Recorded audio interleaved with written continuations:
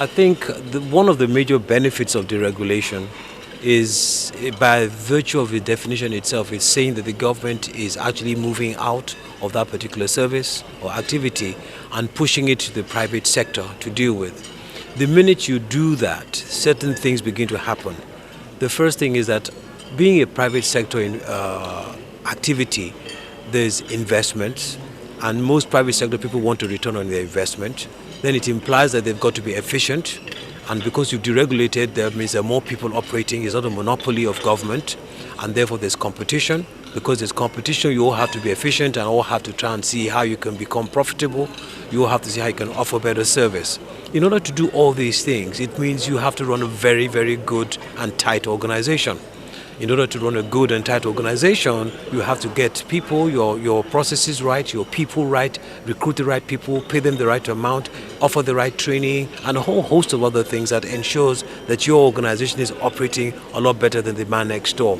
So that's the fundamental thing about this concept of deregulation and how it begins to impact organizations, even the man on the street, even the way of life that we have today. You take a good example, we deregulated the telecom sector. A lot of people have developed the skills and the capability to operate in that way.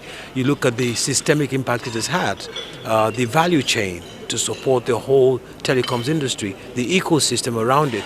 More and more people are involved, more and more people are trained, more and more people are equipped to be able to deal with these things. So the concept of deregulation is one that it touches our lives in so many ways, and the most fundamental thing about it is that it gets government out of that business for which it is not designed to do, and puts it in the hands of the people that are hungry enough to do it.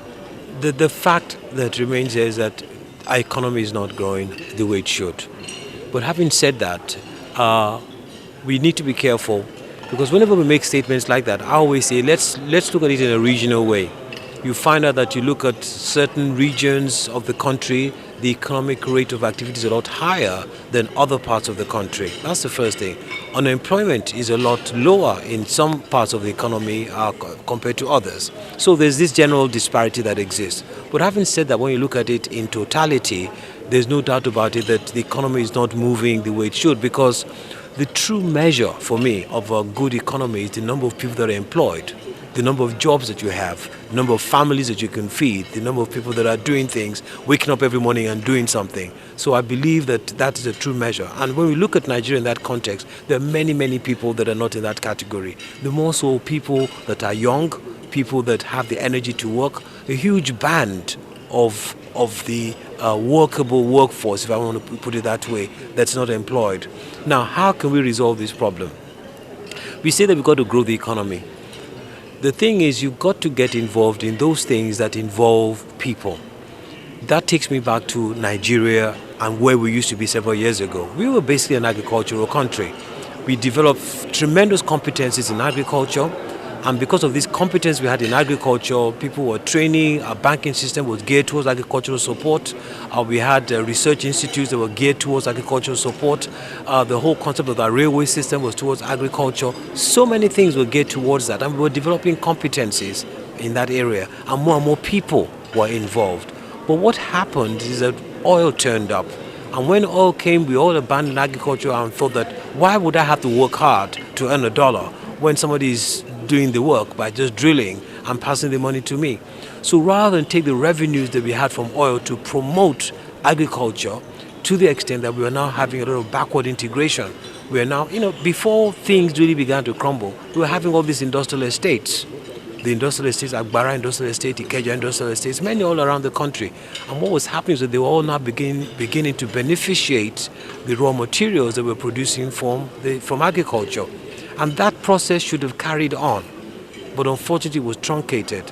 But when that process happened, people were involved in farming and were now getting involved in the manufacturing and all the value chain of activities involved there.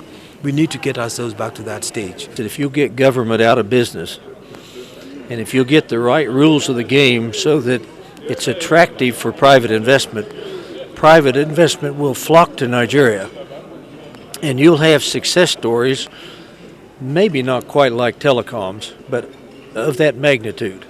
And this could happen in power, could happen in agriculture, could happen in the whole retailing sector, could happen in manufacturing. It's not a problem opportunity here. It's a problem having the right rules of the game and being attractive. It is not just the responsibility of government to put in place these policies.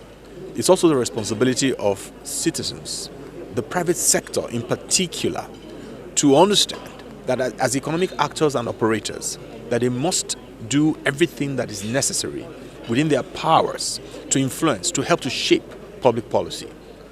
Not to do so will be to lose the moral right to lament, to complain about one thing or the other that may not, which in their view may not be good. And so we are pushing for the deregulation of the entire economy as a way of tackling corruption, as a way of tackling rent-seeking, as a way of dismantling the patronage system. That is what we are pushing for as the Nigerian Economic Summit Group, which I head.